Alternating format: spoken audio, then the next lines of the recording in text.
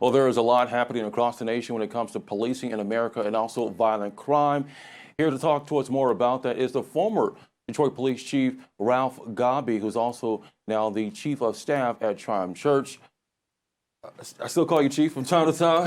I cannot shake the title, Andre, so I'm good with that. Thanks for joining us. First, let's go a little bit back because for some people, they're still getting to know that you're now with Triumph Church. Yes. And you're still continuing ministry. You had your own church at one time, but talk to me about what life is like for you now, because we see you on the airwaves weighing in about the important issues of the day, but also it's an inspiring and empowering message that you give throughout the week, and especially on the big day, Sunday itself. So let's bring us up to speed. Andre, I'm extremely blessed to be under a tremendous pastor, and Pastor Solomon W. Ken Locke Jr.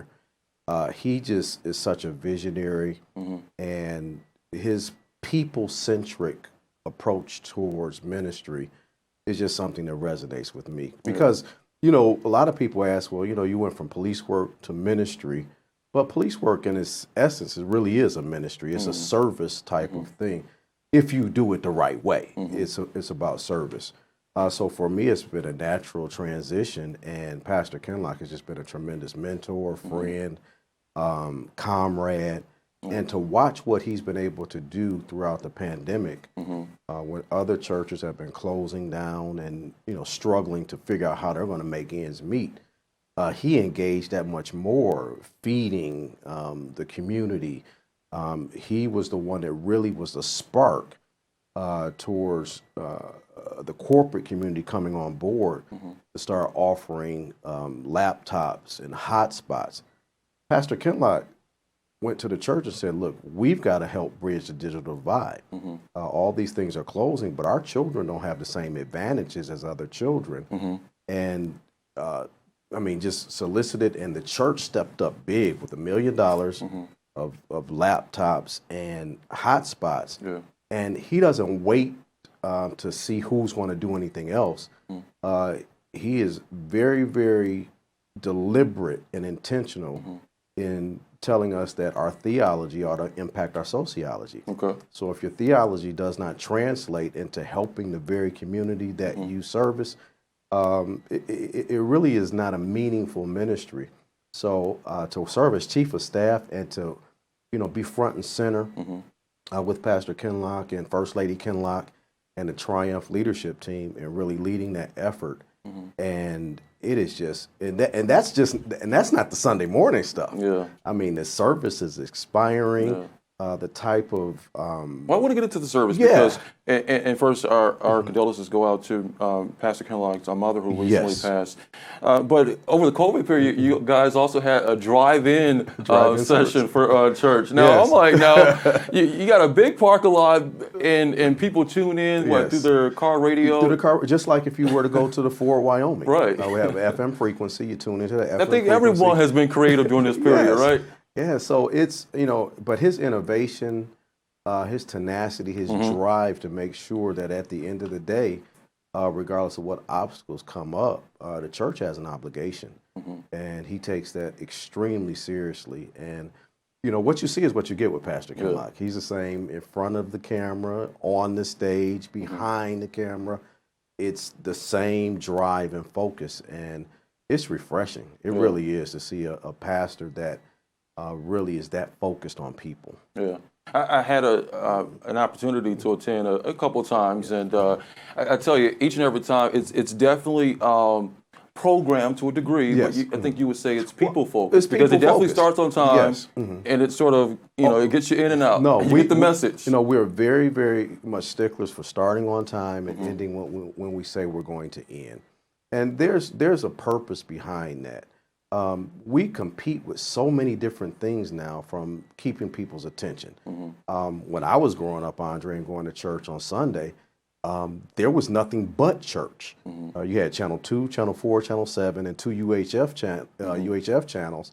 But now you have people with, you know, hundreds of choices, sports. I mean, just so many things you can be. The internet, the social media, so many attention different span things. is very short. It's short. And Pastor Ken Locke has been very, very adept at understanding the people that we're responsible for serving and making the adjustments without compromising the gospel at all. I mean, you get full church service. I mean, literally thousands of people have joined during the pandemic, and now they're joining online, which has given us another dimension to ministry. And it has just been an amazing time for me to be a part of a ministry where, I'll be totally honest, I've been a licensed minister and ordained over 20 years, but I have never been this on fire for ministry than I have since I've been a member of Triumph Church.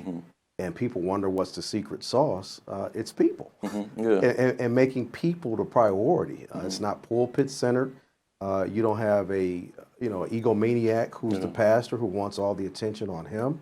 It really is about how do we serve God's people. Yeah, and coming up, I want to talk more about how the church, not just Triumph, but just in general, can do more to bridge the divide in the community and make that connection.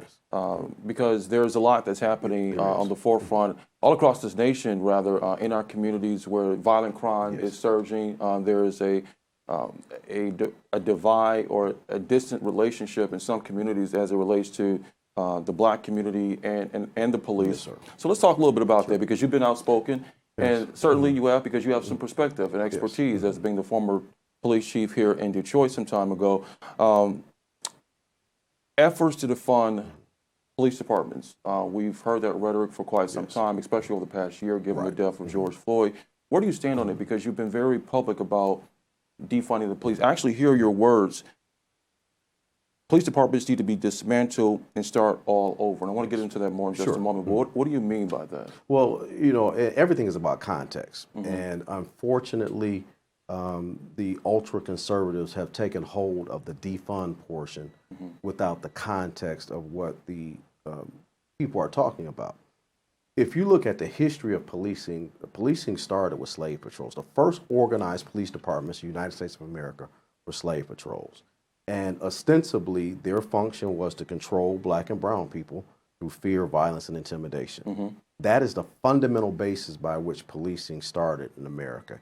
And if you fast forward to now, you go through the Emancipation Proclamation, you go through Juneteenth, you go to the Jim Crow era, you look at the Civil Rights effort and the Civil Rights Act, you fast forward to Rodney King, you fast forward again to George Floyd, and ostensibly the form and function of policing has been controlling Black and brown behavior through fear, violence, and intimidation. There are two forms of policing in America. Affluent white communities, which the wealth gap is still a tremendous issue towards equity in the United States. Those communities are not judged to be safe or perceived to be safe because you see police officers walking up and down the street all the time, because you see red and blue lights and people pulled over and people being patted down and frisked. That's not why you feel safe in Grosse Pointe or West Bloomfield Hills. You see manicured lawns. You see a housing stock that is well maintained. You see a school system that is well funded. You see parks that are manicured and kept up for the residents. You see residents with shopping alternatives. You don't have food deserts. So all of the socioeconomic disadvantages that go back to slavery, and I heard a Republican potential candidate for governor mentioned yesterday that he's not for us being victims. And I beg to disagree with that point of view. I think in spite of the challenges that Blacks have had in this country, in spite of the social structures, in spite of the structural racism that we face, we have done marvelous jobs to overcome that.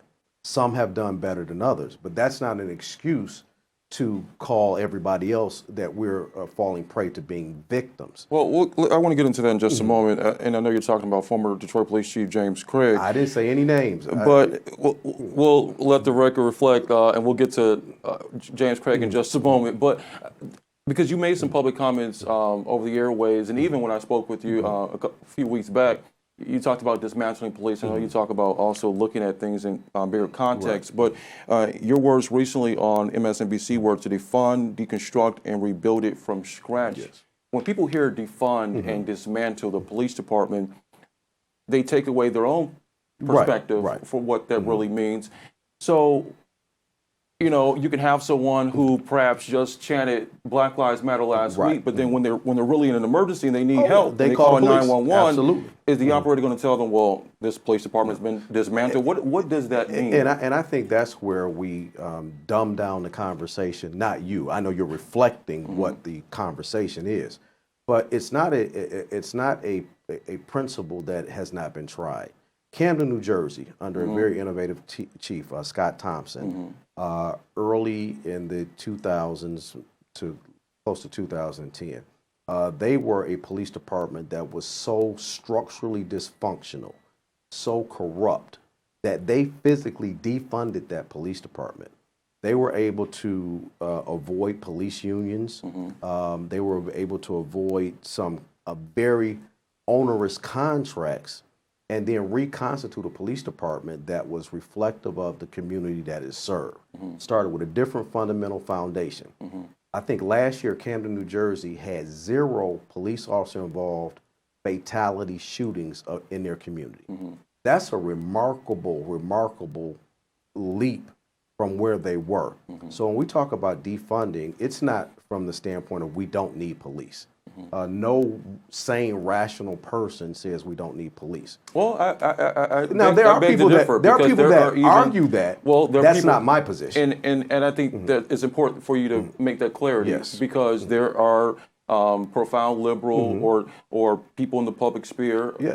That believe that we don't need police at all. We don't need police at all. So I want to give you the opportunity to and make that clarification. There's a balance, and I will make that clarification. I think there's always a balance, because I think you get people who make knee-jerk reactions and statements after a situation unfolds, like a George Floyd or whatever the situation may be, and then there is rhetoric that is put out that demonizes, for some people who are actually good officers, and it demoralizes But them. I have to challenge the good officer piece from this standpoint. There are tremendous police officers across the country that they put it on the line every day. Some of them have paid the ultimate price. I have buried far too many officers. I've been to too many officer funerals not to appreciate and understand that. I put my life on the line for 27 years of my life serving in the capacity of a police officer. But good police officers don't stand by and watch bad police officers make it bad for everybody else.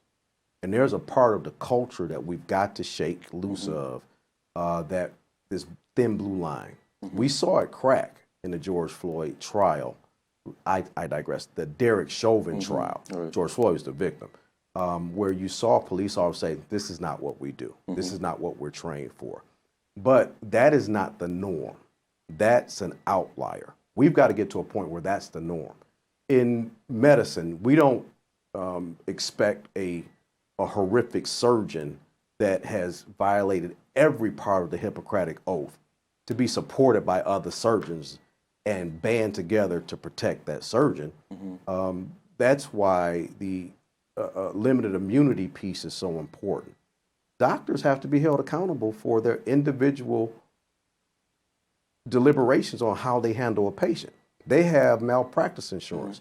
They can have their license removed. Lawyers, the same way. We cannot allow police officers who have arguably the most critical constitutional charge of anybody in government from this standpoint. The United States Supreme Court cannot. The President of the United States cannot. The Congress cannot. Local elected officials cannot, on a dime, make a decision to take someone's life and have it justified under the color of law. Well, I think it's interesting that you point out limited immunity, because I wanted to get to qualified immunity, and that issue being debated. Should police continue to have this qualified immunity protection, which some will argue is leading to a rise in police resignations, retirements. Will officers? I would beg to differ. If I could just interject there very quickly. Will officers now hesitate to be proactive when it comes to policing if they feel like they don't have the protection and support? I frame that slightly differently. Okay.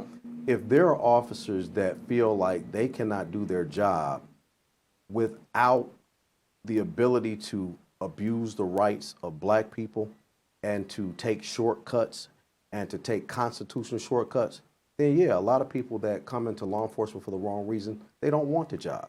A lot of people that have gotten used to conducting business in a certain way that does not regard equity and policing in black and brown communities, when you take that tool away from them, you give them scrutiny, yes, they do not want to have that job. And those are not the people that we want to be police officers. So if that's a demotivating factor, that you cannot kill a black or brown person with impunity, because look at how Dylan Roof was treated after murdering 9 people. And the Burger King treatment. And then, he's arrested without incident when we know he killed people. It was not speculation. He had not been proven to do so in a court of law, but every objective, reasonable piece of evidence showed that he was the culprit, and they found a way to bring him into custody. So when we look at that and we look at the backdrop of the number, and this is not anecdotal anymore, we have verifiable evidence, video evidence. The young lady that took the video of George Floyd and his murder by Derek Chauvin, absent that video, I don't think we'd be having the same conversation right now. We talked about balance earlier, and you just mentioned objective, right? Because I think that is sometimes what is missing out of these conversations when we talk about policing in this country. Certainly, there are the bad apples, but certainly there are officers or departments that try to aim to be constitutional. Recently, President Biden made remarks, and some would say, well, are we now refunding the police because now police departments, or at least cities, have been given the permission to be able to tap into COVID funds to address policing concerns in their cities. When we've had a lot of rhetoric of demeaning the profession of police officers over the past year or so, are we missing that balance to be objective when it comes to certain instances? I don't think so. And the reason why I don't think so is because the hue and cry for equity and policing is not a new phenomenon. We keep having the same conversation over and over in different ways. And this conversation has gone on for 50 to 60 years relative to how police interact with black and brown communities. And I make that point because everyone's talking about, well, should we now refund the police after we're seeing these rise in violent crimes over the past few months? We're seeing it after this 4th of July weekend in Chicago and LA and New York. And I'll get to what New York is doing in just a moment, but the balance and objectiveness when we talk about this conversation. If I could parse that a little bit, because you have to be very careful in looking at year-to-year crime increases in a vacuum. Since 1993 up till 2019, violent crime in the United States of America has dropped precipitously, like close to 70% drop in violent crime, 50 to 65% drop in property crime. So if you look year to year, yes, violent crime is higher than last year. That's unequivocal. But you also have to balance the fact that for almost a year, people were locked inside. Nothing was open. So your crime numbers are definitely going to drop in its initial phases, and if you look at the first 3 to 6 months of the pandemic, when everything was shut down, crime started to go down precipitously. Now, there were some crimes that went unreported, probably because you had abusers locked in with family members. You had children that, when you had mandatory reporting requirements when they were in school, you don't have mandatory reporting requirements when they're at home. So those are the different nuances to the crime issue. And what scares me is that we take these bite-sized one-year looks at crime and we keep reinvesting and hiring more officers, and we still never get to fundamental root causes. So if I could just give this analogy. So if I can give this analogy, as we looked at the pandemic, of course we needed to reinforce our doctors, our nurses, our medical industry. We had to fund things that we ordinarily would not have to fund at higher levels. But that was only a tactical decision to get you through the pandemic. but the real focus was finding a cure. So what we continue to do in policing is we keep funding police and we don't fund cures. Mental health helps. We don't fund job training programs. We don't fund appropriately our education from an equitable standpoint and how we fund public education versus other institutions.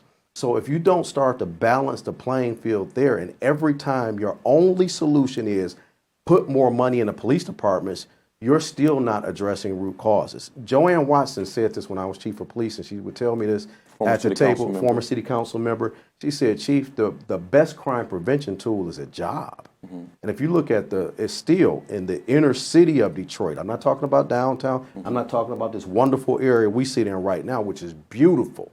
It is appealing. But Mack and Beatwick is still classically Mack and Beatwick.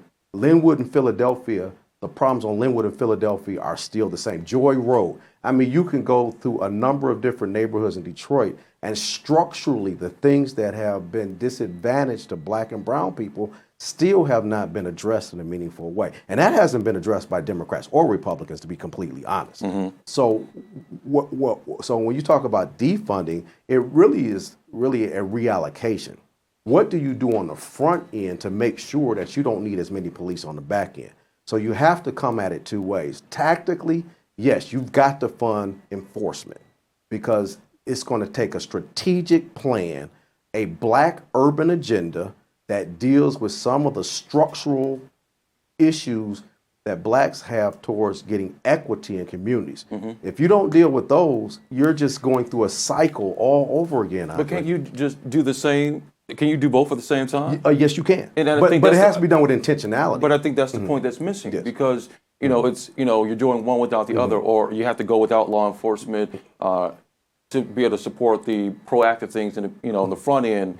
And I think that's what's lost in the conversation. I think it has to be nuanced and with intentionality. So short term, you may need more police officers because of the volume of crime. But if you still don't address the root cause issues, at some point you're just doing the same thing the same way and expecting a different result. And this is another reason why Pastor Ken Locke is a leader that I can follow, because he has been very intentional about talking about where is the black urban agenda? Where is the agenda? Not the downtown agenda, not even the Detroit agenda from the standpoint of new houses and new jobs. Because structurally, if you don't have appropriate job training, structurally, if you don't have mental health support, structurally, if you don't have adequate feeding programs and those things, Head Start, those things that are demonstrated to put people on the right track. I want to hit 3 quick points very briefly, because I'm always interested in one's perspective and their leadership. You had your own leadership style when you was the chief of police here in Detroit. Former Detroit Police Chief James Craig recently retired and announced that he is a Republican and may seek, from what we hear, a run for governor, but he has yet to announce. But recently he made remarks that he certainly is touting that in the city of Detroit there was no looting, no fires during the protests all 2020 after George Floyd situation. And now he made these remarks that, we need to start defending our police, not defunding them. I know you've had a breadth of perspective about defund, but what do you think about his comments there? Well, first of all, let me be completely clear. I think Chief Craig did a tremendous job as chief of police. I think he brought a ton of experience, intellect, innovation to the job. And I never look at a successor as a competitor. I think we build on each other's successes. So let me be first and foremost to tell everybody I thought Chief James Craig was an excellent chief of police. Politically, we just have to agree to disagree, because I think that is a very, very myopic, narrow point of view that he's taking, and that the conservatives have taken to the far right relative to the standing and station that black and brown people have in this country.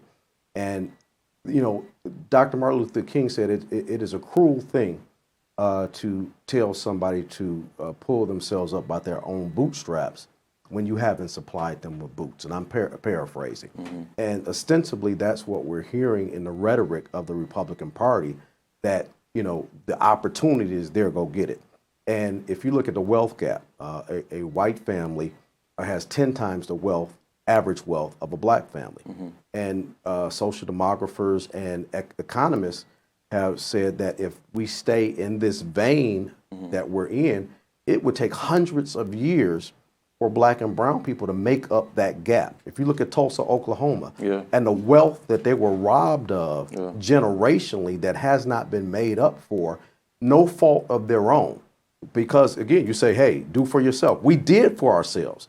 And Tulsa is just an example of hundreds of black communities that were disenfranchised. Where we sit right now is not far from I-75, 375, which took out Black Bottom, which had its own hotels, had its own grocers, had its own pharmacies. We had those things, and structurally, which if you look at critical race theory, it talks about how that laws and how they were formed that structurally continue to disadvantage black people in a way that if you don't understand it, you continue to reinforce things that will never allow us to have equity in how we address things in our society. I want to get into a greater conversation with that another time, but very briefly about Chief White, Interim Chief White, who's now there. You talked about police chiefs growing or learning from or building upon each other. What do you think about his take on mental health? He wants to be able to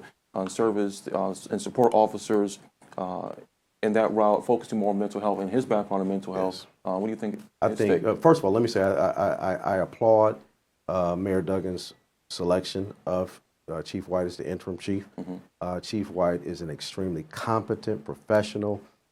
He has an appreciation for community relations. He has a steep history in that. He was one of my principal deputies when I was chief, when we were in the throes of 2 federal consent judgments. When I took over that process, we went from 20% compliance to 90% compliance before it was handed off to Chief Craig, and then they got across the finish line. James White was integral in that piece. So he understands constitutional policing. The significance of his mental health background is something that we don't talk about, is the stress and trauma that police officers are under. Because a lot of the aberrant behavior, a lot of the quick trigger finger type of things that we see, some of those are a result of unresolved trauma and stress. So I give this by way as an example. I spent 25 years with the Detroit Police Department. The only psychological exam I took was to get on the job. No psych evaluation or anything after that. Now, obviously, if there are situations that are very newsworthy, loss of a police officer in the line of duty, your partner, officers will get help from that. But otherwise, it's somewhat voluntary or for cause. And we have to normalize mental health helps for officers because there's a lot of unresolved trauma. And that goes for the same for the black community relative to its relationship with police officers. Or what officers are responding to, the scenes they're responding to, and the people who that they're, unfortunate situations that they're. I mean, Andre, as a police commander, I remember a deputy chief responding to a suicide scene, and the person hung themselves. So when I was taken into the scene to see, the scene that was preserved, it was a young lady that I knew. I had mentored. Her mother had asked me to help with her. She, had some issues as a teenager. That was tremendously scarring to me. And that's just one of literally thousands of examples I can give that you have officers across this country that have PTSD that's been untreated. God, but we can go on and have this conversation. But finally, I wanted you to make this point about what can the faith community do more to bridge this gap of the tensions that we have between law enforcement and the black community, and also violent crime in our city? Because in Detroit in particular, you have a church almost on every corner. But what difference is the faith community making to be able to grab a hold to young people who are committing violent acts of crime? How can it be more of a greater use for our community? Well, I would start off by saying this. I think if you think it's bad now, If we didn't have the faith community we have, it would be exponentially worse. However, we still have a lot to do from a faith-based standpoint. We have to be much more outwardly focused on providing services and not waiting for the government to fix everything. Because in our congregations alone, we have people that have housing needs. We have people that have, food deserts and shortages of food. So there's so many things that we can do inside the walls of the church, but also we have to be more outwardly focused as well.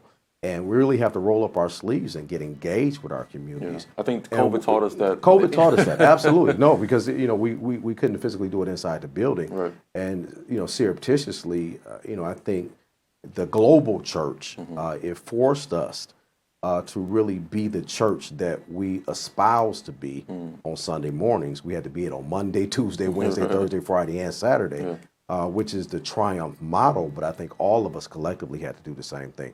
So we have to be advocates. And I will say this, our faith leaders have to stop choosing political sides and start choosing right. Because we can't be cheerleaders and we can't wear the jersey of Republican or Democrat. But I think it's more important for us to be referees and call balls, and strikes. And those areas where Republicans have things that are beneficial to our communities and we have ethical leadership in those positions, we need to support people that are ethical, that are going to keep their word, and then we have to hold them to task. I'm not suggesting that nobody become a member of a political party. However, I think we have to be less partisan. And for me as a pastor, I try to be nonpartisan and really look at the issue and what's best for my people. Unfortunately, we don't have two parties that are living up to that right now. So most of my effort has been towards Democratic causes because they seem to be more attuned to the needs of blacks. But the Democrats have to step up as well. Yeah. Ralph Godbee, it's a whole lot we could talk to you about. We can keep this conversation going. Chief of Staff for Triumph Church, former Detroit Police Chief in Detroit. Thank you so much for stopping by. Studio 1452. It's been great talking to you. And you can find this story much more at MichiganChronicle.com. I'm digital anchor Andre Ash.